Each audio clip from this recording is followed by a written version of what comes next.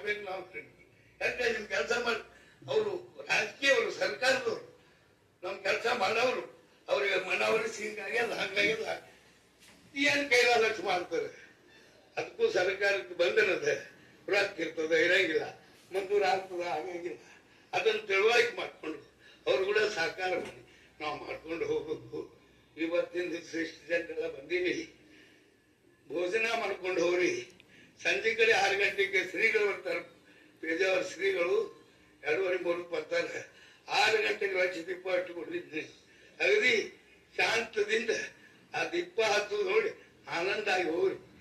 ಈ ದೀಪ ಆ ದೀಪ ಕೂಡಿತ್ತಂದ್ರೆ ನಮ್ಮ್ಯಾಲ ಏನರೇ ತನ್ನ ದೀಪ ತೆಗೆದಂತ ಬೆಳ್ಕೊಂಡು ಮಾಲಿನ ಮರ ಇದನ್ನ ನೀವು ಅವ್ರಿಗೂ ಹೋಗುದದ ಹೇಳುದು ಬಹಳ ಅದ. ಮತ್ತೆ ಎಲ್ಲರೂ ಒಳ್ಳೆಯವರು ಇದ್ದಾರೆ. ನನಗೆ ಕುಂಬಾರವರು ಬಹಳ ಸಹಾಯ